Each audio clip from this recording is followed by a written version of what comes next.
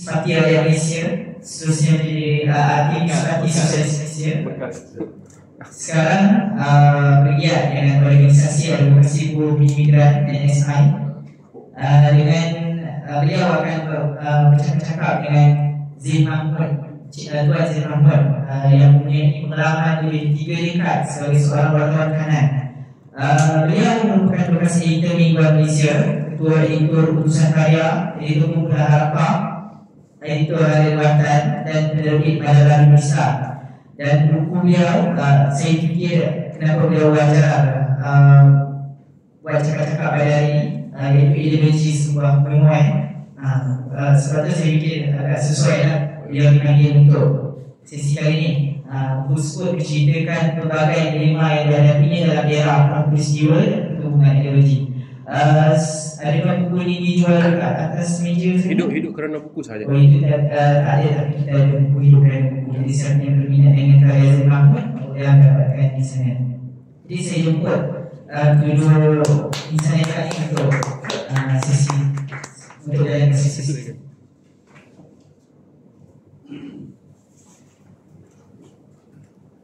Terima kasih saudara pengacara majlis yang akan mengupas tentang penulisan memoir. Seperti yang mana kita tahu, penulisan memoir itu adalah juga sinonim dengan penulisan autobiografi. Jadi dalam konteks kita Malaysia, terutamanya selepas zaman Perang Dunia Kedua, banyak memoir dan autobiografi telah diterbitkan, terutama yang terkait dengan pengalaman zaman perang dan juga tentang perjuangan menuntut kemerdekaan. Dan bagi saya, tanggapan saya tentang memoir ini adalah, memoir ini sebenarnya bersifat lebih introspektif, bersifat lebih merenungi sesuatu perkara di masa lampau, di mana bezanya dengan autobiografi pula adalah autobiografi itu lebih menekankan struktur kronologi. Dia harus bersifat kronologi, tetapi dalam atau selalunya dalam banyak penulisan tidak ada satu garis yang jelas antara autobiografi dan memoir. Agak kabur ya. Saya lihat daripada, saya sejujurnya saya kurang membaca memoir dan autobiografi, kecuali mungkin autobiografi dan memoir pejuang-pejuang kemerdekaan dulu, ya. Dan memoir ini digolongkan sebagai satu cara penulisan kreatif non-fiction. Dan seperti yang saya kata tadi, ia adalah serpihan pengalaman dan bukanlah bersifat garis waktu dari titik A haruslah ke titik B dan seterusnya. Ya, jadi untuk memulakan sesi kita pada hari ini, sebelum itu saya ingin nyatakan, saya ingin kongsikan 2 contoh saya fikir memoir yang baik yang pernah ditulis oleh penulis Malaysia, penulis negara kita, ya, dari pengarang yang sama, iaitu yang pertama Universiti Kedua, dan juga autobiografi seorang pemberontak oleh Dr. Kasim Ahmad yang kita semua tahu dan tidak lekang dengan kontroversinya, dan dirinya selalu disebut sebagai anti hadis. Ya. Jadi untuk memulakan diskusi kita pada hari ini, saya sebelum saya masuk ke tema kita, ke tajuk kita, terkait dengan tajuk kita, iaitu kenapa menulis memoir. Saya juga ingin bertanya Pak Zain, apakah memoir itu satu luahan orang yang kalah untuk memberikan satu naratif yang tandingan kepada naratif arus perdana? Apakah tujuannya hanya itu? Ya. Jadi itu silakan Pak Zain untuk kupas tajuknya dengan soal yang susulan dari itu, tentang apakah memoir hanya sekadar penerusan satu naratif tandingan, atau apakah ia hanya sekadar itu saja? Assalamualaikum. On. Assalamualaikum. Tekan. Pakai ini, Pak. Assalamualaikum warahmatullahi wabarakatuh. Terima kasih saudara Harun. Sebenarnya kita kena clear memoir fotografi dengan biografi. Memoir ni adalah tulisan yang kita berdasarkan pada ingatan kita waktu nampak tu dia kata memoir daripada memori. Dia beza dengan biografi. Biografi ni orang tulis tentang seseorang, bukan diri dia. Dia buat kajian, dia interview orang untuk mendapat maklumat. Kalau autobiografi adalah orang diri orang tu, dia baca, dia menulis tentang diri dia, tapi dia buat kajian tentang diri dia. Sebab tentu kita lupa ataupun banyak fakta yang kita tak ada kan. Jadi dia buat kajian. Autobiografi itu adalah biografi, tapi sebab yang diceritakan diri dia, jadi itu dinamakan auto. Tapi memoir ni dia tak ada research, tak ada kajian apa-apa, digunakan ingatan. Dan dia mungkin dia cek tentang tarikh apa kan, itu dia panggil memoir. Jadi baru ni siapa tu Christine Rohani Lomian dalam laporan RMT dia kata dia dapat PhD baru ni kan, yang umur 81 tahun dia kata dia nak dalam RMT tu dia kata dia tulis biografi.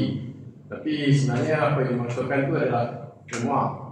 Sebab dia kan bergantung pada memoir, dia ingatan dia. Tapi kalau dia buat research tentang diri dia, dan diri dia tu menarik.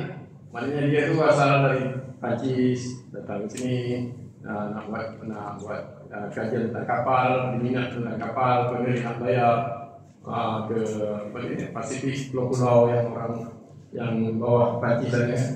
Tapi dia sanggup, dia suka dengan kalau dia dengan beranak pinak. Lepas tu dia buat PhD 10 tahun. Jadi cerita dia menarik. Jadi setelah dia buat fotografi pun saya rasa padan lah. Kita seringkali terfikir bahawa hanya orang yang kenal ataupun orang peranan yang patut dibuatkan biografi ataupun memoir. Tapi seperti kata majalah biografi, ada satu majalah biografi bulanan, dia kata every life is a short story.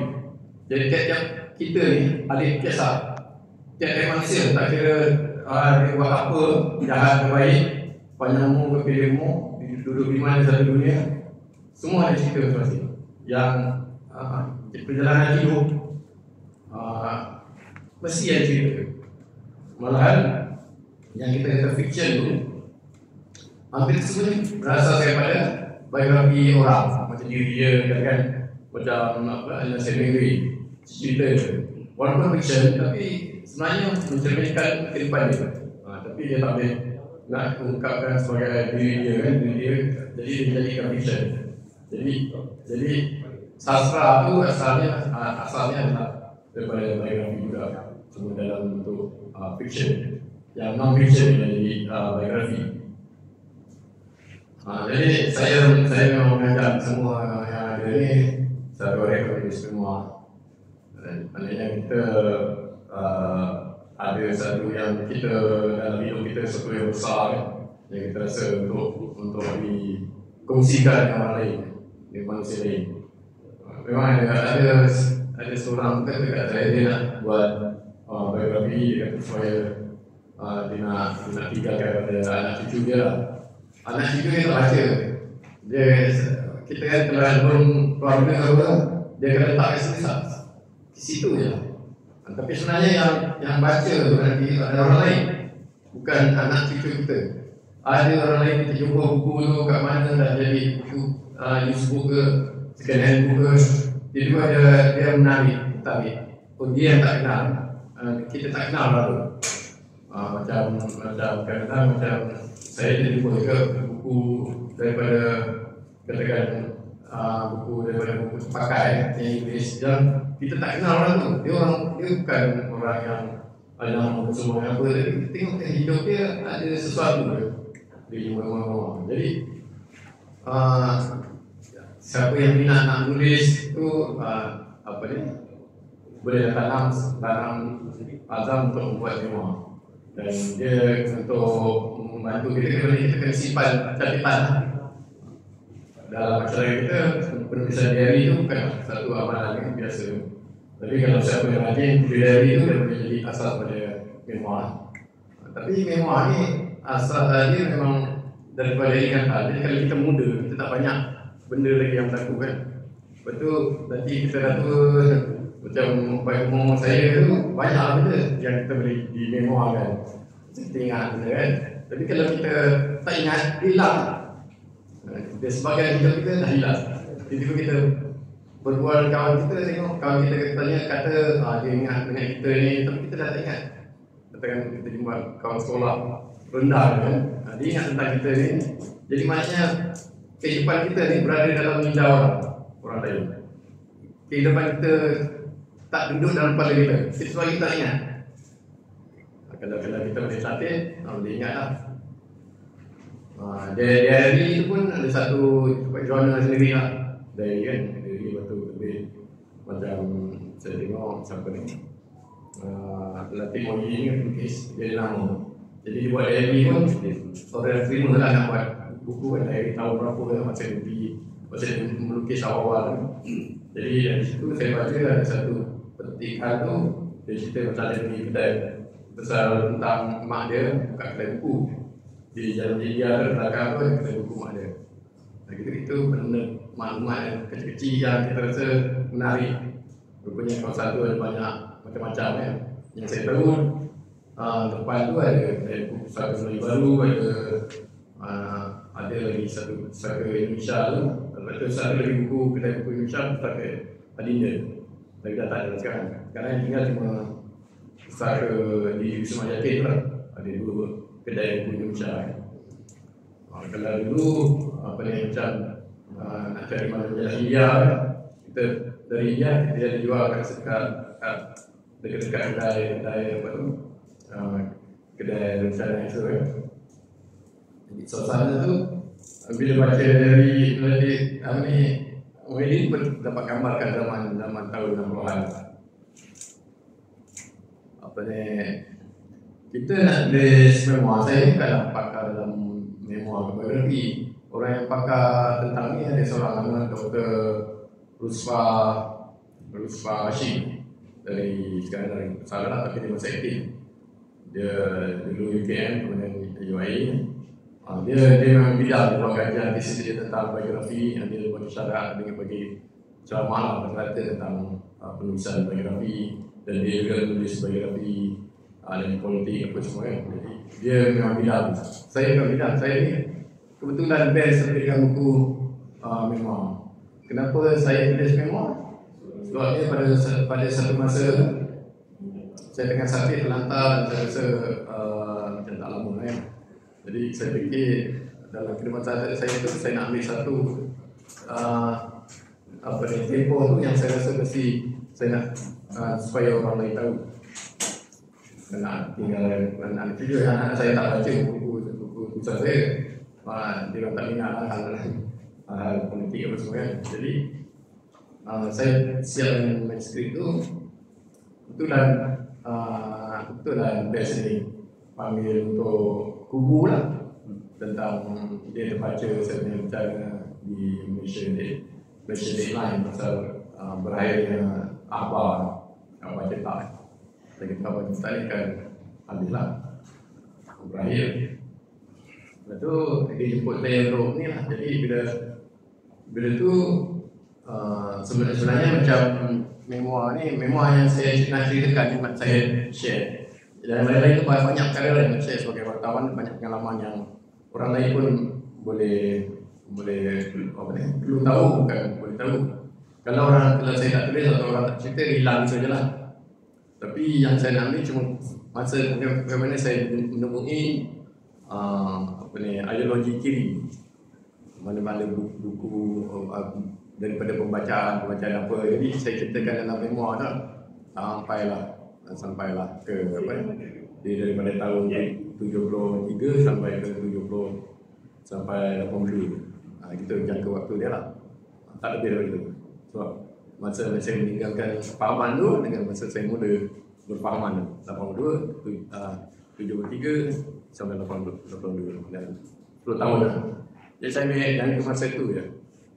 Jadi sebenarnya saya tengah cari penerbit. Jadi mula-mula yang penerbit saya cari lah Tukul Cetak, sebab sedia terbitkan manifesto komunis. Jadi dia kiri lah. Jadi saya jumpa lah dengan Zami ya.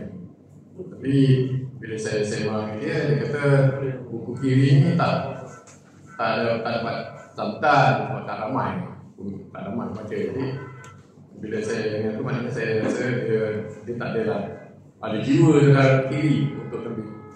Jadi bila saya tengok buku ni saya kata band kiri ni. Jadi bila band flower ada tak manuskrip tu saya pun bawa lah. Band baca band terbit lah. Tapi sekarang buku yang ideologi sebuah memoir tu dah dipindahkan ke Gerak Budaya yang bila sekarang yang ada sekarang ni. Kemudian band sebenarnya buku ada satu buku tu hanya Tuhan yang sekali hidup sekali tu koleksi dengan hidup kerana buku tu memoir saya tentang buku. Jadi memoir saya bukanlah mana saya lahir, saya tulis lahir, lepas tu sampai tu dia kan ada kronologi. Sampai bab yang bagi saya penting iaitu hubungan saya dengan buku. Dan saya boleh tulis tentang katakan saya buat satu memoir mengenai memoir tentang politik ke, memoir tentang masyarakat ke apa kan. Travelog kira memoir, salah satu memoir untuk ceritakan perjalanan kita. Tapi saya pilih untuk yang hubungan saya dengan buku. Jadi dalam penulisan memoir saya rasa ada tiga perkara yang kita ingat yang pertama kita kena video. Sebab memoir tu kan kita je, kita nak tipu ke apa semua ada dalam tu kan. Tapi kita kena sebab video tu terutama sebab itu antara hubungan kita dengan etika lah. Pertama yang pertama video satu apa yang kedua dia menarik ni subjektif. Bagi kita menarik, bagi orang lain baca tak menarik. Tapi siapa nak ukur, kita ni yang ukur. Bagi kita macam menarik untuk orang tarwi. Itu yang kedua. Lepas tu satu lagi satu menjadi juga humble. Kita tulis ni, kita boleh terdorong untuk menjadi ego kan. Jadi sebab kita tulis tentang diri sendiri kan. Jadi kita rasa macam kita nak naikkan kita ke ada narsistik ke apa. Tapi kita kontrol diri kita supaya jangan kita jadi humble. Dan benda ni untuk pembacaan ramai kalau kita jadi lonjakkan diri kita tu jadi propaganda diri kita. Apa-apa saja propaganda adalah tidak menyenangkan untuk membaca ya. Jadi saya ceritakan pertama kali saya mengenali sosialisme ni lalu memoir Abdul Salam yang saya baca tahun 73. Dia satu buku nama dia British dan Mengucap. Dia dah diterjemahkan ke bahasa Inggeris yang diterbitkan oleh ada universiti di Amerika Syarikat lah, kulit tebal. Di mana British dan Mengucap dia tulis memoir ni tentang masa penubuhan Parti Kebangsaan Negara. Apa yang mendorongkan dia tulis tu? Bagi saya dia layak nak tulis sebab dia mengasas PKMM, gerakan kiri yang kedua lah di Melaya dan terutama Parti Komunis Melaya lah. Betul, dia gerakan kiri kedua lah. Tapi kalau bagi orang masyarakat Melayu, dia adalah Parti Melayu utama. Jadi dia besar dalam buku sejarah kita, dia akan ada 2-3 perenggan yang cerita pasal dia. Jadi kita tak kenal sangat. Kita baca sekali dulu tak kenal. Kita cuma kenal banyak tentang UMNO, ANSI, AMC je lah. Kita tak kenal yang sebenarnya.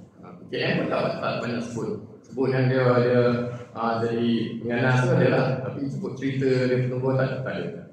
Tapi KM Amal Sama dia KM ni, jadi dia tulis memoir sebab ada orang dalam Britania dia cerita dia adalah pengasas PKMN. Dia buat surat membaca. Dia adalah pengasas PKMN. Maknanya pada zaman tahun 60, tahun 1 tahun 70-an, tak lama daripada tahun 50, masa 40-50 tak lama. Tapi orang tak tahu sebab tak ada berita, tak ada buku, tak ada surat khabar tentang melaporkan tentang gerakan yang alternatif ni. Jadi siapa dia masa tu dia kira Muhammad Mustafa ni dah besara, dalam besara lah, dia tak detektif kan. Jadi dia terdorong kawan-kawan tu kata Isyad tak boleh, jadi dia tak boleh, dia kena cerita tentang peranan dia menumbuhkan KMM tu. Lepas tu dia masa tu zaman tu dalam surat khabar sama ada utusan dan perkara ni adalah orang-orang yang cenderung kiri. Jadi mereka pun desak lah. Sebab zaman tu berita raya ni bawa Semai-Semai ni walaupun kira birokrat dia wartawan UMNO, tapi dia kiri. Jadi dia macam ada kecenderungan tentang nak menjaga sejarah kiri ni. Jadi dia minta Abang Saman betulkan sejarah. Dia menumbuhkan KM. Jadi dia buat siri memoir dia dalam berita dia. Dia buat siri. Itulah yang jadi buku tu, Intishan Berbincang. Kemudian Dewan Sastra minta dia sambung panjangkan lagi lah. Jadi satu lagi ada 2 buku Intishan Berbincang dengan anak putra mencerita pasal Melayu. Setia Melayu Raya. Putra Setia Melayu Raya. Putra Setia Melayu Raya tentang Burhanuddin ini. Jadi 2 ni lah yang diterbitkan, yang ditulis oleh memoir. Buku ni nipis lah. Memoir yang ditulis oleh Ahmad Musaw. Jadi ada 2. Kemudian ada yang di Dewan Sastra dapat terbitkan sebab masa tu Dewan Sastra bawa Osman Awang, seorang kiri juga. Zaman tahun 70-an sebenarnya golongan intelektual dia kebanyakan kiri, bukan di Malaysia ada di seluruh dunia pun macam tu kan. Dia orang kiri ni intelektual banyak orang kiri.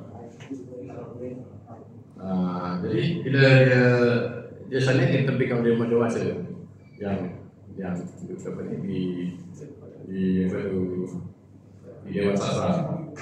Kemudian semua ni dirangkumkan oleh saya rasa penerbit UKM ni jadikan satu buku dengan testament api yang kata pemuda Ihsan. Jadi ada dalam arti kan, ada dalam apa? Dalam maknanya dalam simpanan maklumat kita dalam bentuk buku. Kemudian jadi bila saya baca, saya pun macam terpesona juga lah, kagum lah. Takjub lah tentang ada satu mana pemikiran lain daripada yang Abbas Perdana ni. Kita masa tu remaja umur 14 tahun, kita akan sentiasa mencari benda yang kelainan. Kita rasa macam dunia ni tak cukup menarik, dia membosankan. Jadi bila ada satu benda lain, kita lihat banyak benda dalam dunia ni. Jadi itu yang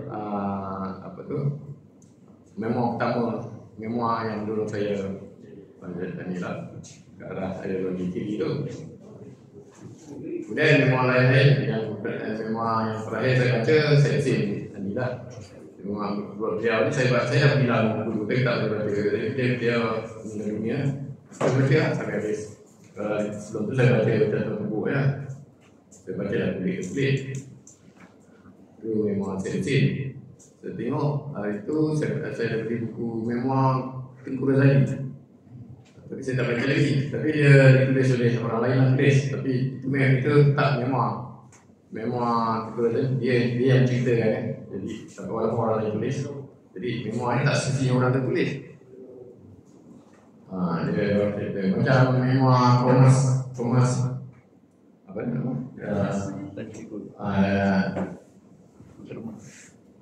Thomas yang kita punya pendakwa dari Tunggal Negara.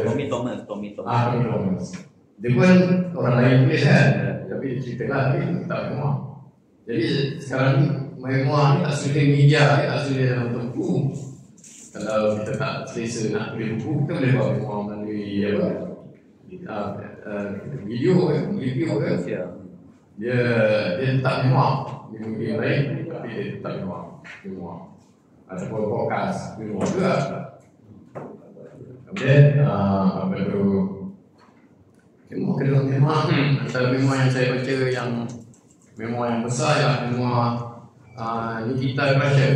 Nikita Khrushchev ni Presiden Soviet Union tiga. Kepala ini Stalin, Khrushchev. Tadi tebal. Saya bincang daripada Pusakaan Awang Selangor. Pusakaan Awang Selangor tu di belakang daerah mereka ada satu sekarang menjadi Pusakaan anak-anak KL Pelungku. Jadi diberikan, tapi saya selesai kemudian sebegini mengharamkan biografi itu yang terbitkan pihak barat negara. Dia akan sebab Khrushchev kan memburukan Stalin. Lepas tu nanti Khrushchev pun disingkirkan kerana dia serang Stalin terlampau. Jadi dia senang nak pulihkan kedudukan Soviet yang menjadi dia sebegini. Jadi Khrushchev dia cerita dalam kehidupan dia daripada masa kecil dia macam kronologi juga lah. Dia pun kebal, dia sebenarnya dia memang setelah dia disingkirkan, dia bersara dia sungguh tulis untuk jadi bahan sejarah juga. Ada satu saya ingat, dia orang memang komunis yang committed dalam bawah perang masa Perang Dunia Kedua, masa Stalin kuasa. Jadi kita kemudian bila kita tengok sebegini yang dah hidup, orang dah tak percaya pada komunis. Jadi macam Putin pun kan, dia AKP, tapi dia selip mata je dah hilang ideologi ni. Tapi masa zaman Khrushchev tu dia orang masih kuat, masih memikirkan komunisme boleh berjaya. Kemudian satu lagi memoir yang saya baca inilah memoir Dr. Mahathir. Dia tulis dia salah dia lama dia tulis, tapi dia tulis sendiri, itu dia tulis sendiri. Sebab bila saya jumpa dia untuk interview, saya sedang masa saya tengok data media tu, ni lah buku memoir dia tulis sendiri. Dia adalah sisa kerana nak type. Jadi saya tanya, kata ni memoir ni, bukan kata banyak lagi nak siap. Jadi akhirnya siap lah. Kemudian bila siap, masa sebelum siap ni lama bukan masa saya jumpa Dani, saya sendiri. Saya tanya, tak buat memoir, dia pun besar. Dia kata dia buat, tapi dia nak release biar Tun Mahathir dulu release, baru dia release. Sebab dia kata banyak perkara yang sensitif, dia nak tengok Tun cakap apa dulu. Tapi bila Tun terbitkan juga, tengok dia sampai sekarang dia tak release dia punya memoir.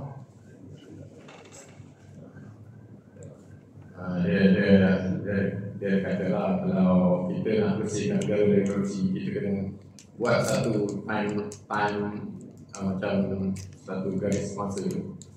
Maknanya kita kali ni, PCRL lepas ni tak ada siapa yang boleh korup. Siapa korup, kita hukum. Yang lain yang lepas tu kita ampunkan je lah. Tapi selagi kita tak ampun yang lain, dia akan suka susah. Orang yang terlibat ke kuasa itu akan berhalang. Jadi akhirnya Tun terbit buku memoir. Jadi saya dapat dua naskah, satu Inggeris, kemudian satu Melayu. Jadi dia begini, dia dicari supaya ada penerbit asing barat nak terbit kan. Tapi Dia kata dia nak orang Malaysia dia ambil. Dia tahu lah kalau kita terbit sebenarnya tak bermutu lah bandingkan kalau katakan orang penerbit asing yang terbit yang lebih baik. Tapi dia nak duit kita iaitu di MPH lah.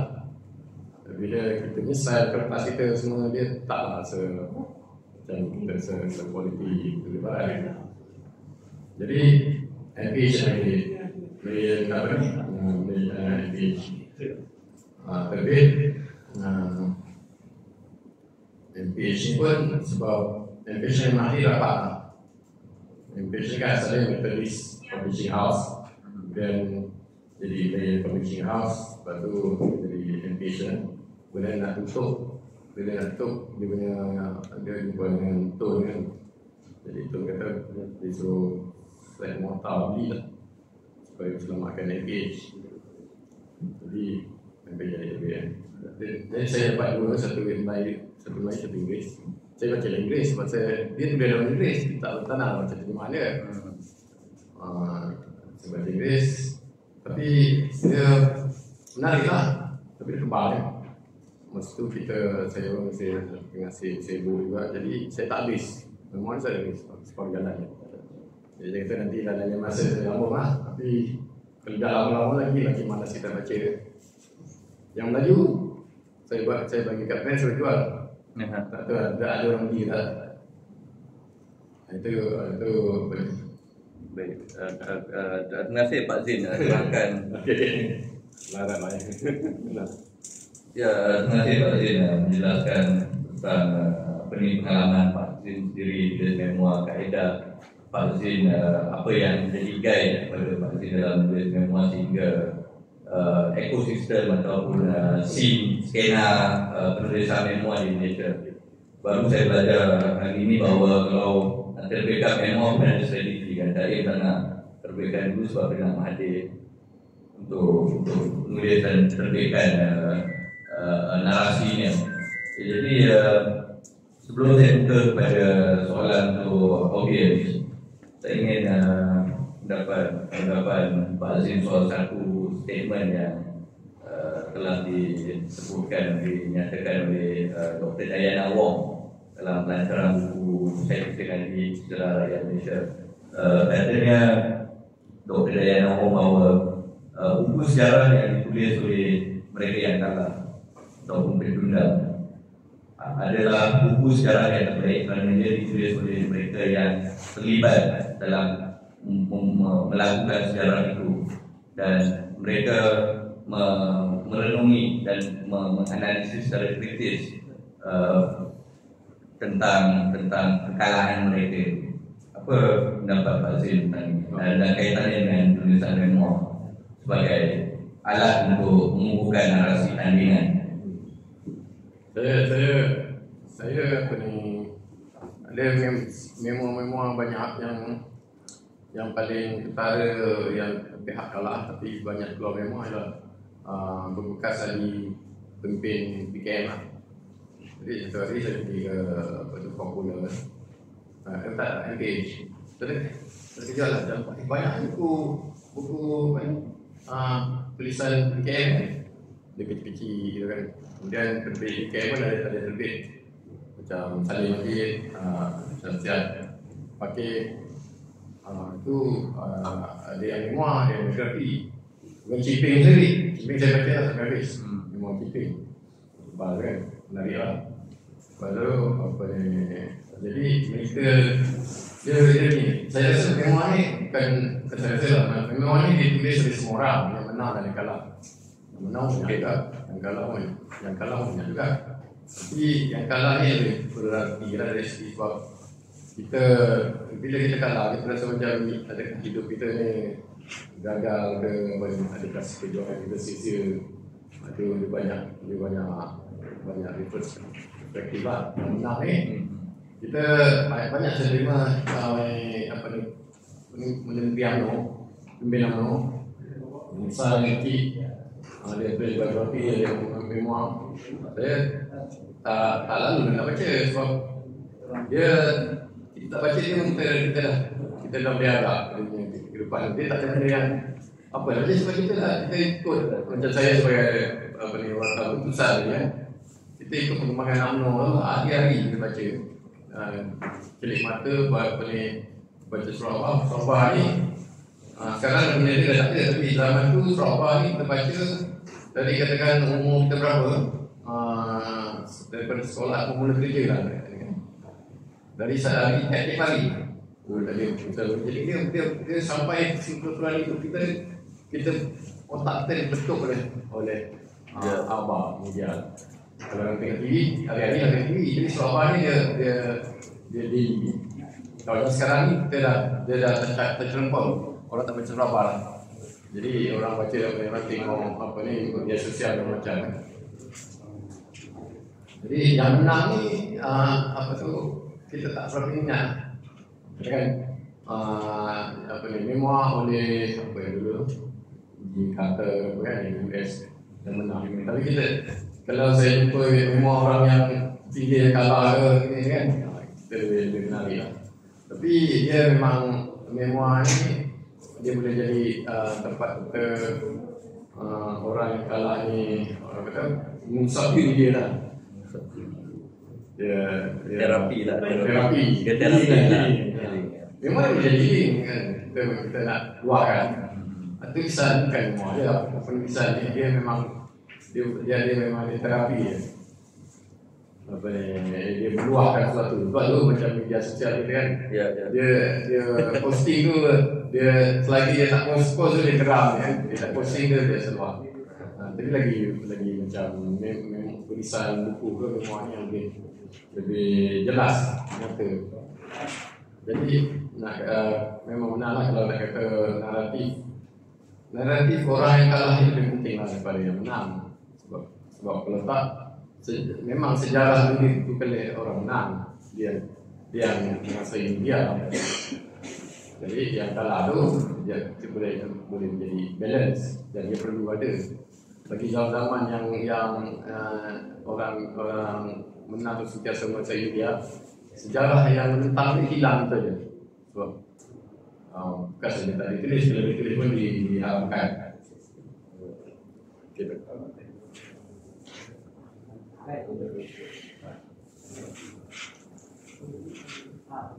Hello.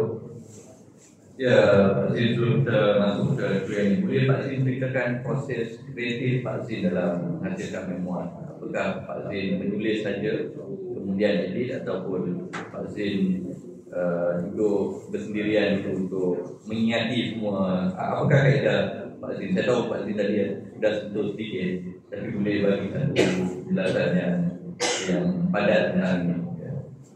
Menulis ni memang perlukan perang pemeraman. Jadi begini, dia pikiran kita ni ada lintasan pikiran kita macam dia berlalu. Itu idea lah dalam nak dapat idea. Dia sentiasa lalu kan kita lintasan. Kalau kita nak tengok ke mana lintasan pikiran kita berlega cepat bila kita nak tidur, kita akan rasa lah dia lalu-lalu kan. Jadi kalau mimpi tu maknanya kita dah masuk pada bawah sedar soalan lain. Tapi lintasan berjalan. Jadi sebenarnya lintasan fikiran ni sentiasa berjalan dalam fikiran kita. Kita yang jaga ke, kita tidur ke, kita duduk seorang ke. Jadi kalau kita tengok ni lintasan kita akan disingkirkan dan dipakai lain lah. Kita akan reaksi kepada media. Tapi lintasan tu yang kita nak tangkap, apa yang menarik bila kita tangkap, kita cantik lah. Kontak itu dia terlepas, terus lepas kita. Kemudian dari kita lepas daripada lintasan tu, kita nak bangunkan idea. Ini masuk memang ingatan kita sesuatu peristiwa, anekdot dan kita pernah lalui pengalaman kita sesuatu yang besar. Itu pun perlu kan kita berfikir mana kita kosongkan distraction kita. Distraction besar yang ni yang dia kan. Jadi kadang-kadang tidak biasa tersalipun. Saya bisa tersalipun. Kita fokus ke situ. Kita tulis sampai kita dah habis satu minit nak tulis. Dan kita fikir ni kita sendiri, jadi itu maksudnya kita pergi tempat lain, pergi ke apa dia, ke minti ke kopi ke, duduk sofa ke, itu ni proses yang orang biasa lakukan. Baik, terima kasih Pak Zin atas perkongsian dari kaedah Pak Zin untuk kita catat apa yang terpintas dalam fikiran kita. Sekarang kita akan buka untuk sesi soal dan jawab. Jadi saya ambil dua soalan dulu. Ya, Adrian Pereira dan saudara di depan. Please go ahead. Selamat petang tuan. Congrats Zin ya. Dengan congrats Aaron. So thanks for sharing. Saya ada satu reflection lah tentang dari suara saya rumah maklum. So salah satu yang Tuan Zin sebut tu tentang pentingnya mendengar cerita mereka yang kalah. So dalam hidup saya ini sentiasa saya jadi underdog. What is underdog bahasa? Yang kalah. Anjing yang kalah.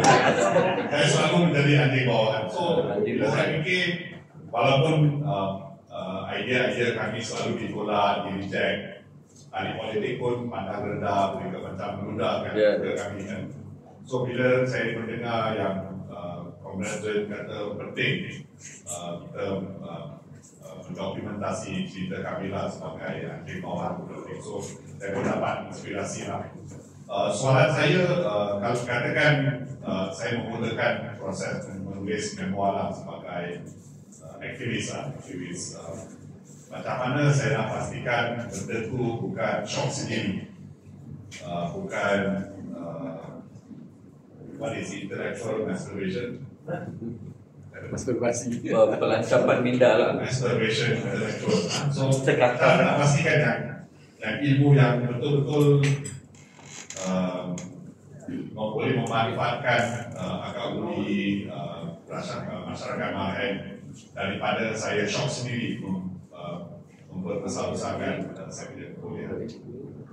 Okey, saudara.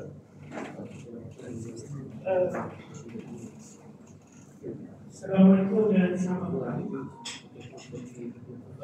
Terus sekali saya harap kelas penulis Zin Mahmud ini ada tahun bulan 6 itu. Jadi saya harap dia akan diteruskan sebab ada beberapa cara nak ambil. Okey, tadi Tuan Zin dah beritahu berkaitan dengan Abang Mustafa adalah salah satu pencetus kenapa ataupun Tuan sendiri baca tulisan Tuan baca memoir Ahmad Mustafa dan yang ketika itu Tuan panggil dia sebagai seorang sosialis, tapi saya baca dia adalah seorang nasionalis. Boleh dijelaskan lagi tak Tuan? Ya. Terima kasih. Ya, jadi yang pertama. Tolong boleh paskan mic. Okey, sorry.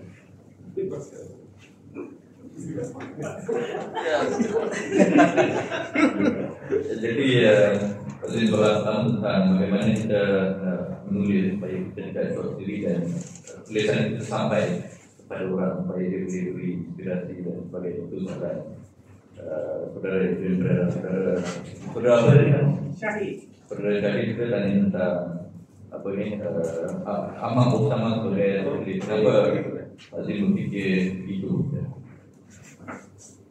Yang pertama tentang shock sendiri ya. Itu pentingnya kita bila tulis memoir tu jangan terbit sendiri. Maknanya jangan keluarkan duit untuk terbit buku tu sendiri. Kita kena bagi kat penerbit. Penerbit lepas tu dia ada editor. So dia baca dia ada editor lain. Editor yang simpati kita kan, yang hukum kita kan, editor. Jadi bila dia baca, kalau dia bagi dia macam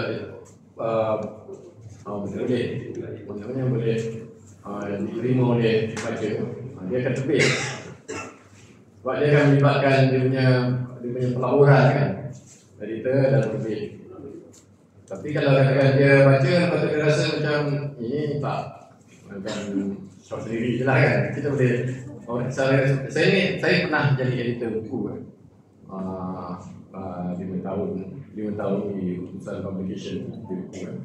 Jadi saya nilai manuskrip, orang tahu manuskrip memang banyak lah yang manuskrip short sendiri. Jadi manuskrip yang short ni saya pulang, saya tak tulis, kami tak tulis. Jadi kita boleh nilai, ini ada nilai. Contohnya dulu tulisan yang pernah saya tolak, kemudian dia memperbaiki Nur Yaakob, Menteri Keuangan yang dekat depan dulu. Satu lagi apa ni, Tan Sri yang Jacob yang tinggal.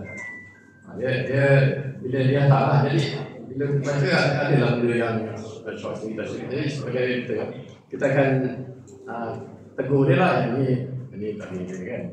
Sebab tu editor itu penting. Kita kalau kita terbit, kita tulis, dan kita jadi editor sendiri, lepas tu kita terbit sendiri, memang kita dah tahu lah jadi short cerita kita. Jadi kalau ada penerbit lain, katakan kita suruh gerak lain terbit, kita minta gerak terbit, kepada editor dia baca, kalau diterima tu maknanya kita tak sendiri lah. Kemudian tentang Osama ni, sosialisme ni luas. Sekarang dipanggil kiri, orang tak sebut sangat sosialisme sebab sosialisme ni ada maksud lain. Nanti sosialisme ni orang ada pahaman orang sosialisme ni macam ni, ada yang macam tu, jadi macam. Jadi sekarang disebut kiri, kiri itu luas. Jadi jadi sosialisme itu adalah sebenarnya kiri lah juga. Sekarang disebut kiri. Tapi pada zaman Ahmad Salman, nasionalisme dia ada nasionalisme ni dibagi sebagai dua lah, kiri dan kanan. Nasional kanan menolak, nasional kiri KM tu lah, KM, Soekarno dan segala apa ni, Gamal Nasir, Muhammad Gaddafi, itu semua nasionalisme kiri. Tapi dia sebagai daripada dunia sosialis. Jadi masa saya mula baca itu, saya tak masalah kiri ke kanan kan, kita budak, kita pun tak faham benda tu. Tapi yang saya tahu dia lain daripada apa. Kenapa dia lain dalam dia cerita lah pasal perubahan dia dari Ipoh, kemudian sebab Abah dan terbitkan surat Rabah, dia dapat mesin daripada Jepun, peninggalan, jadi nak buat seorang dia seorang rakyat sama dengan kawannya. Tapi kemudian jadi bila dibincang Muhammad Lasso bincang dengan sebagai terbit tu menumbuhkan. Jadi bila tumbuh Muhammad Lasso cadang supaya parti itu dinamakan Parti Sosialis Melayu. Dan kan yang sebelah sini Ahmad Salman dengan apa Nurdin cadangan Parti Kebangsaan Melayu. Dia ni Parti Kebangsaan Melayu ni nak tiru apa Soekarno lah. Soekarno punya parti dia Parti Nasional Indonesia. Dalam masa tu kata nasional tak ada dalam bahasa Melayu, tak ambil lagi. Kita gunakan bangsaan. Kamu mana sebenarnya? Tapi Indonesia dah ambil yang bahasa Belanda ni nasional. Jadi ambil Parti Kebangsaan Melayu. Nak bezakan Melayu Indonesia Melayu Melayu jadi Parti Kebangsaan Melayu Melayu. Jadi undi ya. Jadi cadangan Muhtaruddin Lasso tu kalah. Kalah boleh ambil nama PKM. Jadi kalau dulu kalau dia menang jadi PSM lah. Tapi jadi maknanya semua orang tu dia sosialis kiri, dia anggap sebagai sosialis lah. Masuk Soekarno juga. Tapi Soekarno dia adalah ideologi sikit, mahal ni semua. Itu pun jadi aliran bawah sosialisme.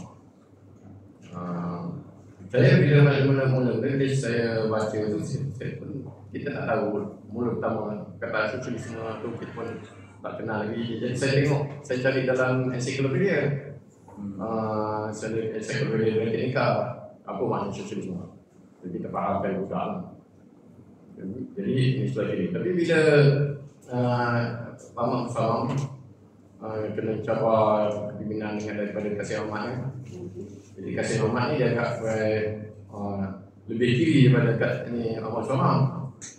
Ahmad Somang kata tak boleh cara Kasih Ahmad ni selalu dia kata orang lain takkan dapat menerima kiri, dan dia dari segi sosialisme Kasih Ahmad pun dia tak boleh terima. Dia lebih kiri ya. Maksudnya lebih kiri, lebih Kasih Ahmad ni dia nama fahamannya pada sosialisme saintifik. Itu sebenarnya sama je dengan komunis. Cuma beza dia tak ikut parti komunis, dan dia tak ada lah macam nak paksa orang yang etis ke apa, tak ada lah. Tapi dari segi pemerintahan tu, hal pengeluar barangan semua mesti nak bawa kerjaan, bawa ni tu lah. Jadi bila dia pemilihan kami saya menang, jadi dia namakan parti dia tambah sosialis. Lepas tu Front Sosialis dah ubah, jadi dia ambil dia parti SRM tu lah yang ngaruh jadi kemudian ada KRN. Kemudian Ahmad Somad keluar program Marhai ni semua parti Marhai. Dia kata Marhai ni semua ni beza dengan sosialisme saintifik. Sebab Marhai ni semua ni, Marhai ni dia memang berasal pada petani apa seperti orang di Asia ni lebih sesuai lah. Betul lah. Sebenarnya parti yang dianggota oleh sekarang iaitu Parti Nasionalis Indonesia, itu ideologinya Marxisme. Jadi tidak ada, pada waktu itu tidak ada satu distinction, tidak ada satu garis yang memisahkan antara nasionalisme kiri dan Marxisme. Dia hanya menggunakan nasionalisme ini sebagai alat untuk membangun satu Indonesia Raya.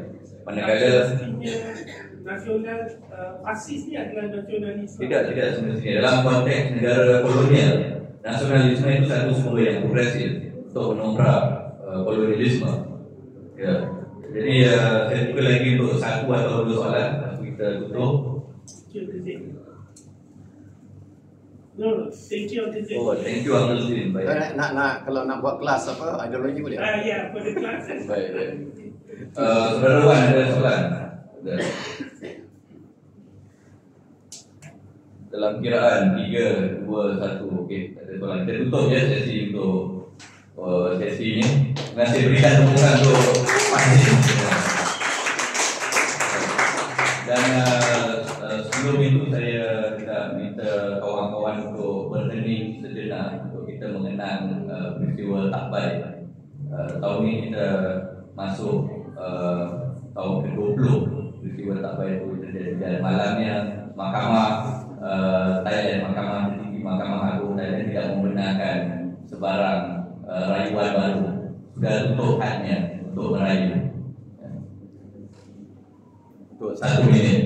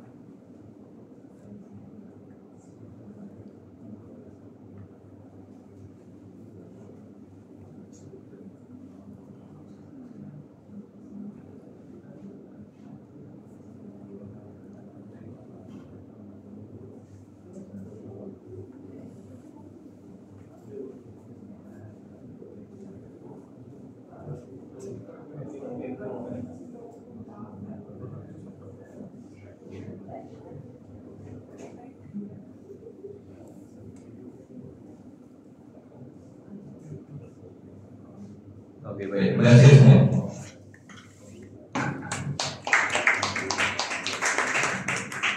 Terima kasih kepada Tuan Zaman, Pak juga saya ini kita di situ. Sebab kami nak beri hadiah dan kangen. Oh, okey.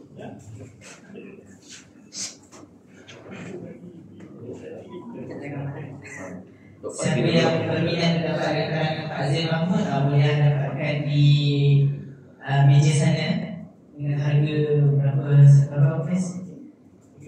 RM35. Kami juga sediakan tabung dan juga QR. Ya, Boleh berdoa.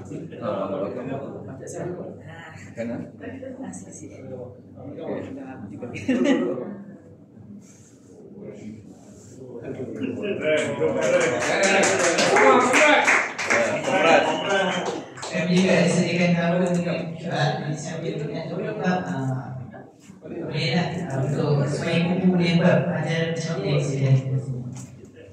Saya juga jumpa 3 orang dengan Pak Titi lah. Nombor.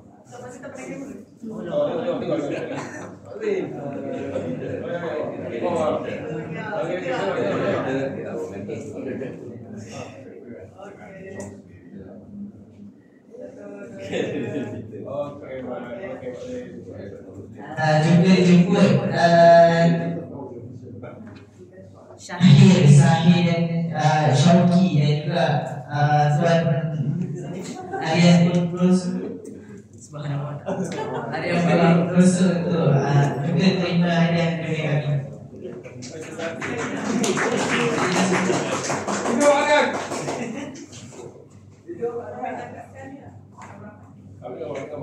Sekali pegang salah satu lah.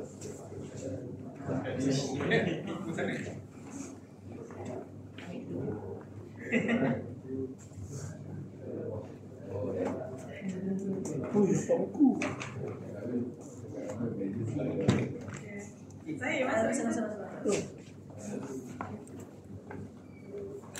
Joki tu keluar. Sikit kejap.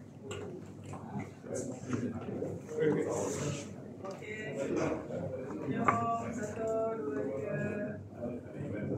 Buku kau mana? Keluar kan?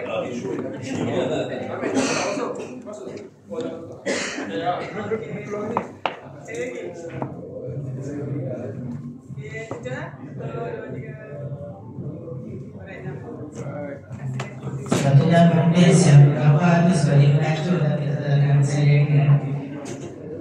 Selesai sudah 2 acara, 3 acara daripada tadi kita buat diskusi Manilo. Kemudian ada ucapan aduan daripada Abang Mesari dan seterusnya kita tadi baru selesai forum dengan Tuan Zain Mahmud. Sekarang tibalah masanya untuk diskusi buku yang kedua dan juga acara yang keempat. Sambil-sambil tu kalau siapa yang baru tiba ataupun dah lama tiba, jemputlah untuk menjamu selera sambil-sambil dengar acara yang keempat ni.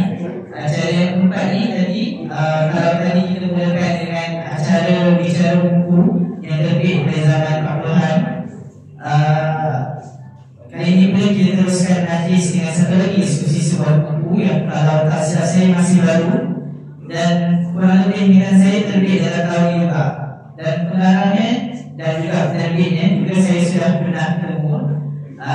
Kali pertama kami ketemu tu di sebuah episod buku di Central Market Pasar Seni Februari lalu lah. Dan sebelum saya memberikan buat kepada acara diskusi ini, izinkan saya baca serpihan ulasan buku ini yang bakal dibicarakan, buku yang kita akan diskusikan nanti oleh seorang pensyarah Nadia Abdul Rashid. Ulasan dia adalah seperti ini. Overall, I have given this book a 5-star rating since I enjoyed it so much and it was so insightful to read. It is highly recommended to those who eagerly want to dig deeper about science, spirituality and you. Tuan-tuan dan puan, saya jemput Tuan M. Faris Karim, pemilik kepada Studio Kaukab dan juga seorang aktivis seni, dan finalisnya pengarang kepada buku God, Discourse Inside Me in Quest of God, Ian. Terima kasih.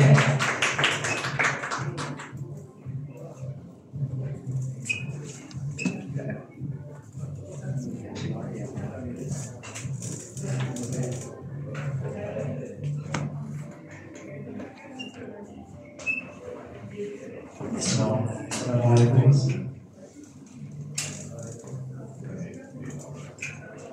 Assalamualaikum warahmatullahi wabarakatuh. Selamat datang. Pertamanya saya mewakili Studio Mawab, itu sebuah penerbit buku secara mandiri seperti sama dengan organizer kita biasa ini sejak 2013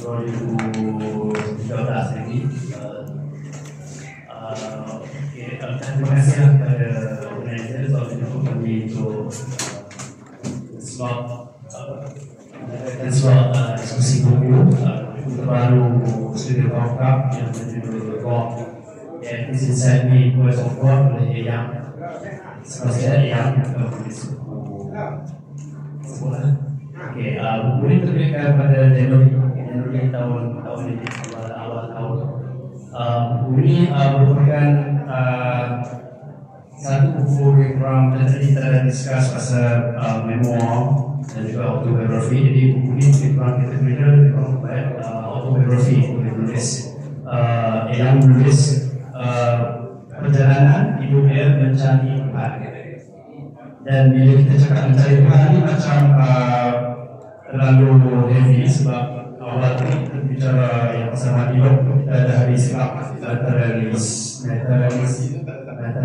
materialism, dialektika, logika, kita berlompat ke Tuhan. Jadi macam Tuhan ini satu konsep yang supreme untuk nak bicarakan.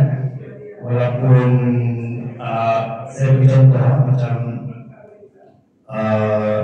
satu sajak daripada Jalal Rumi, dia tajuk dia lebih kurang macam gajah dalam gelap, macam elephant in the dark. Dia cerita pasal pemuda-pemuda yang pegang bahagian gajah, bukan macam pegang bahagian belalai dia, ekor, telinga, badan, kaki, dan masing-masing dia memberi tanggapan yang berbeza tentang gajah. Jadi apa yang Rumi cuba nak jelaskan dalam puisi itu, kalau ikut terjemahan penafsiran sepatu, maknanya terserah orang terhati berbeza. Sebab itu masih bila sampai ke alam dunia memang terlalu banyak agama, jadi kita tafsirkan sesuatu yang berbeza. Jadi kita terus diskusi buku sebab saya mau melanjut ke benda lain. God ini ditulis oleh Yang, perjalanan dia remaja daripada kecil sampai ke remaja dan dewasa dan sekarang, dan masih ditulisan. Dan macam ni dia yang asalnya seorang muda cerdas dan suruh ngaji ke sekolah agama, kemudian merantau ke Katani, ke India, Pakistan dan lain. Tapi bila dia sebelum itu saya nak tanya, siapa yang dah baca buku ini? Orang Pedro ada orang juga. Okey. Saya sebagai penerbit dan juga pengantar buku ini lah. Waktu yang approach the idea untuk menerbit buku kepada saya, dia bagi satu buku yang berjudul The God Explain on Taxi Ride oleh Paul Arden. Di buku itu dia macam tulis seorang missionary Kristian. Dia seorang macam orang Kristian lah, orang agama Kristian. Tapi dia nak menjelaskan secara konsep yang mudah dan difahami dan secara visual, secara bagi buku itu dia macam interaktif. Jadi bila yang approach ke saya konsep yang dia nak, saya cuba lah. Saya cari seorang illustrator, secara grafik saya present dalam bentuk menghingga typography, bila sebab saya ada basic visual dan juga grafik kebolehan dalam bentuk buku. Okey, selesai buku ini dihasilkan dan kita dapat review lah daripada pembaca di media sosial dan juga kawan-kawan kenalan. Ada yang kritik, ada yang puji, ada yang keji, ada yang biasalah artikel. Jadi yang pun menerima, yang memang seorang konsep yang dia terima segala apa-apa benda, dan juga salah satu konsep yang cuba pernah berbuat dengan saya dan yang cuba jelaskan kepada saya ialah satu visi dia. Saya ingat sekarang barang masjid dibawa ke jalan, maknanya perkara-perkara yang di dalam masjid itu kita kita bawa konsep dan juga segala perbincangan itu ke jalan dan bagaimana metode-metode. Dan ini salah satu usaha yang untuk. Jadi saya tak mau cakap banyak, saya nak sama mikrofon dari yang. Dan tidak ada soalan. Apa yang membuatkan Eyang menulis buku kopi? Itu soalan saya.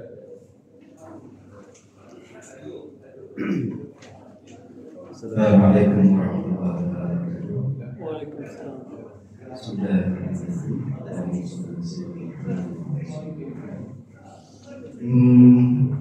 selamat bertemu mulai. Kita pendek, kita panjang. Kita panjang tapi itu soalan ini saya nak pendekkan. Kenapa saya tulis buku ini? Sebagaimana yang disebutnya, saya menulis daripada buku Paul Arden jumpa kat airport dekat Palembang. Saya captivated by the style, sebab dia ada caricature yang menarik dan dia cerita pasal Tuhan dalam bentuk yang cukup santai saja. So daripada situ, background saya dalam hidup ini memang saya banyak habiskan masa untuk belajar tentang agama. Specifically, for my specialty is I could say that I go very deep in Tauhid. So saya dapati Paul Arden dia tulis dalam bentuk yang simple dengan kata yang dalam dan susah kalau layman nak faham secara in a taxi ride.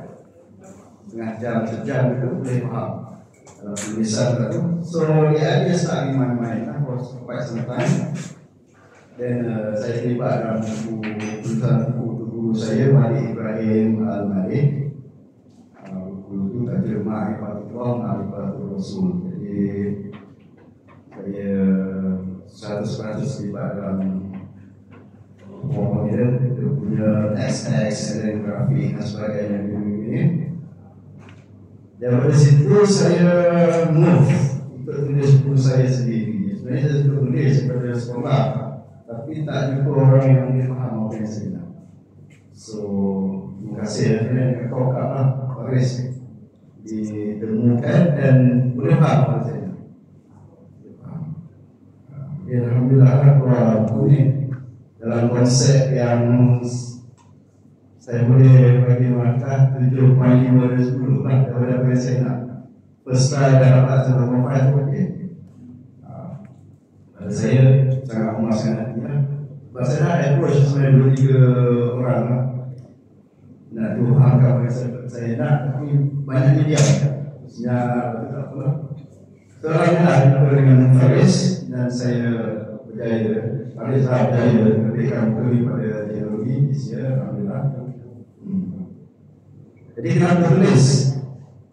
Satu, inspired by Paul Arden. Yang kedua, kalau orang tanya saya apa benda yang paling saya nak jual dengan dia, jawapan tu nak saya beri masa besar buku dekat KL Festival jumpa seorang pengarah filem dan penulis juga.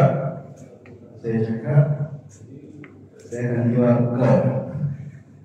Terkejut dia. Saya kata mana barang yang paling penting saya nak jual. So the art of selling, mengerjakan tentang ketuhanan ini, ketuhanan itu, saya cuba ambil approach 45% saya daripada itu buku yang mana berjaya. Dia orang tengok gambar-gambar orang dia punya lakaran-lakaran ini pelik. Tak tahu isi apa pun dia. Saya dapat 2-3 maklumat lah. So berjaya lah. Walaupun kesannya saya agak umur lah, 50 lebih, kami tu 62 years. Saya tak nampak apa panggil lakaran apa Illustrator punya tu pada saya cukup menarik. Buku-bukunya saya waktu generasi sekarang suka dengan kelakaran yang apa ni, realism kan? Naif punya style. Surrealism. Kan naif punya style. Oh, Naifnya painting. Dia gaya dia macam kalau ikut Seri Rupa macam Zulkifli Dahlan punya style. Dia macam doodle kot dari. So kita ada artis sekarang penempatannya yang tolong untuk bagian ini. So syukur. Saya dapat mensenang dan alhamdulillah kita dapat. Jadi perkara yang paling penting dalam hidup adalah Tuhan. To come to this understanding, I kena berhenti lah, kena berhenti, I chose to quit boarding school and then pergi India, Pakistan at the age of 17. Kemudian balik sini campur macam-macam, kemudian saya pun banyak mengkaji dan sebagainya. So yang saya tulis dalam buku ini mukadimah ataupun permulaan. Sebab yang dah baca buku ini banyak soalan yang dah ditanya kepada saya balik, dan saya kata tunggu buku nombor 2 sambil kita jawab lah.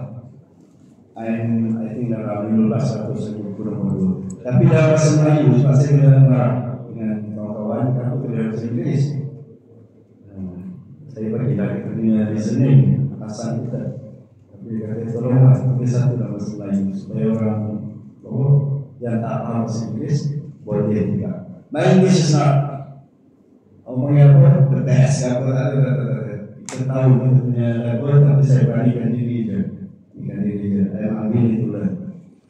Tapi berusaha bahasa Inggeris ada Yuniza dengan Nur bagi dia baca, dia kata okey, jalan ke bawah sekolah. Okey, jawab ada soalan ni. Kenapa saya tulis buku? Kerana subjek yang paling utama perlu dibawa kepada masyarakat hari ini. Dan mind you, dia bukan serapis. Ada grading. Nak tak dalam bahasa yang lebih tak kita faham. Kita dengan Tuhan ni kalau non-Muslim, dia punya soalan tu berbeza. Soalan yang sama, kenapa percaya pada Tuhan contohnya. Non-Muslim yang belum percaya, number 1 atheist. Nombor 1, jawapan yang berbeza. Bila sudah percaya kepada Tuhan, ikut mana-mana agama, dia dah berubah jawapannya. Orang yang dah pilih satu Tuhan dalam hidup pun jawapan dia sudah tak sama dengan yang dua di atas ini. Banyak juga sebenarnya kita kena belajar tentang Tuhan. So, ini yang saya masukkan tadi.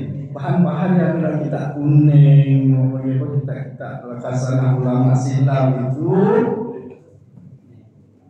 banyak memberi jawapan, tapi pandangan pribadi saya dan saya pun some effort in this. Masyarakat sekarang sudah tidak faham, kurang faham kerana bahasanya adalah bahasa 100 years ago, 20 years ago, dengan analogi semua pun from 300, 400, 500 years ago punya analogi. And then the analogies, some of them are already obsolete. Meaning kalau kita baca kitab tu tak boleh faham. Contohnya ada satu kitab Al-Imam Ghazali rahimahullah ta'ala, dia punya nama kitab tu saya beli.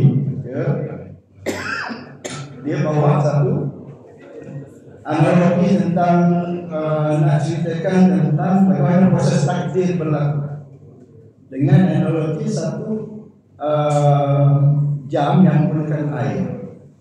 Ada struktur dia. Jadi kalau kat sini dari segi apa orang panggil, kalau kita mengaji lah, ini namanya tanjis habis, ini tanjis konten, ini yang so kita dengar konsep pun sudah jauh kita nak capai. Apalah dengan analogi itu. Jadi yang menulis dalam bahasa agak moden sudah ada, tapi macam my publisher saya cuba pergi ke bawah lagi. Dan sebenarnya saya suka sangat turun paling bawah saya mampu. Iaitu kalau boleh nak cakap dalam bahasa dia tentang Tuhan. Dan saya menulis, saya lari daripada usul ataupun kaedah penulisan kitab sejauh mungkin. Isi petak saya berpegang sebab tu nak kata wow ada apa lebih ni kan. Dengan harapan orang tak perlu untuk mendapatkan asas pembukaan awal-awal itu tak perlu membaca itu. Orang itu berjalan ambil buku. Tengok begini, begini. Cukup sebagai pembukaan. Terima kasih.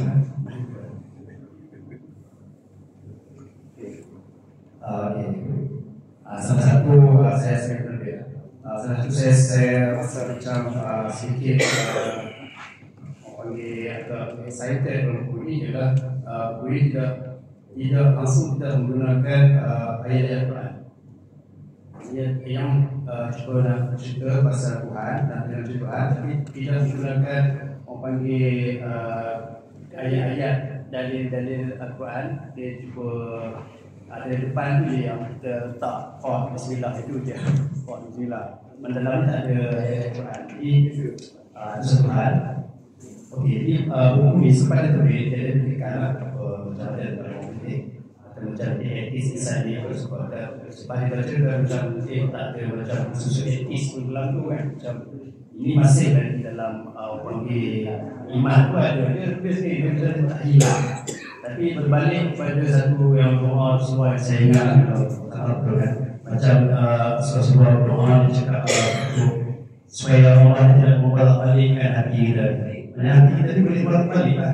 Kita boleh berubah sejenak cara dua saja. Ataupun macam orang panggil tauhid Nabi Ibrahim tu yang macam dia mempersoalkan dia tengok matahari itu sebagainya.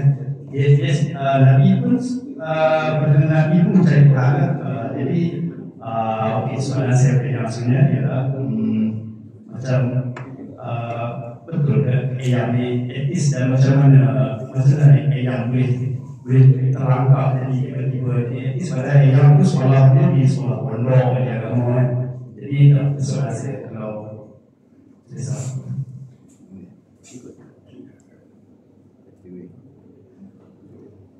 okay, it is inside me, inside me, it is inside me. I'm not an atheist, never was. Tapi banyak persoalan-persoalan yang intriguing, yang menimbulkan saya ataupun menyentuh diri saya yang dalam, sehingga saya pun bertanya, betul ke dia orang cakap ni? Apa hujah dia orang? Siapa yang betul yang sebenarnya? Kalau aku betul, saya akan prove bahawa aku betul. Kalau kita tak define betul, siapa betul? Soalannya siapa betul kan? I could be wrong, I might be wrong, they could be wrong. Yep. So, kena buat solution. Mencari. Kalau saya berbahas dengan diri saya sendiri. Why do I think about? Asalnya dulu saya lah yang tanya. Kita dah ikut dia 4 years tu agak lama dan banyak benda yang kita baca. Bila dia tanya soalan ni, kenapa saya pada Tuhan? Saya beri jawapan. Dia okey je. Tapi daripada jawapan saya tu, saya balik fikir kan, kenapa jadi macam ni?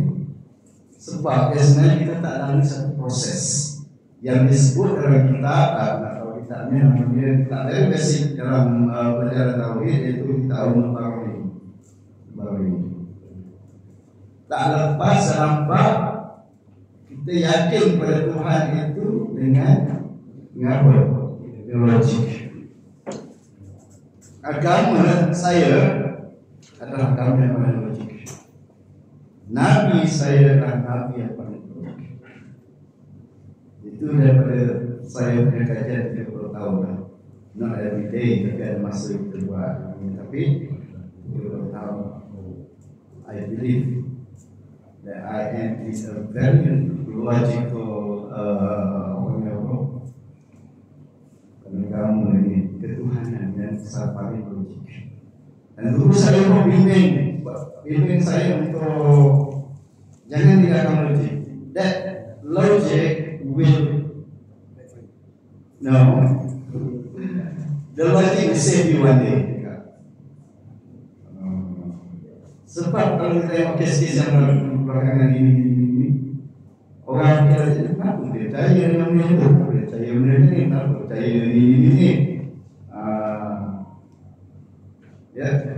So logic is very important. Sebab tu kena puaskan logik kita dalam kita percaya kepada adanya Tuhan, sifat-sifat Tuhan dan sebagainya. Di asalnya dan kita merohim kalau bahaskan dengan itulah. Okay, satu.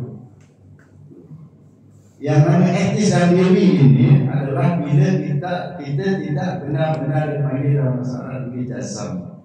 Jasam maksudnya firm, tak bergerak, teguh. Bila tak ada jasam ini, kita duduk dalam tiga keadaan. Satu syak, dua zon, tiga wahab. Jadi syak, zon dan wahab ini saya pernah tulis, itu adalah virus etis. Itu masalah tentang etis kat sini ni. Jadi virus etis ni kena kita pula cek ada tidak. Itu asasnya tentang etis ni. So I wasn't an atheist tapi pernah intrigued, pernah mencetus ada tanya. Betul ke orang? Kalau betul, di mana yang betul? Sampai saya sendiri pernah takut nak tidur sebab yang mempunyai tidur 3 malam betul. Dan kita tak boleh beri satu jawapan yang menghilangkan debaran, iaitu kerisauan dan keraguan. Hampir tidak jabat daftaran bukan nama Mr. Raghunathan. Sorry bro. Raghunathan. Answer? Yep. I wasn't, but I was intrigued. Nasib baik lah, intrigued to make a study, bukan intrigued to negatively boleh masuk di sini. And then ada yang related dengan ini, saya jumpa dalam YouTube, lupa catatan saya, seorang tu dia Muslim, tapi bila dibawa kepada dia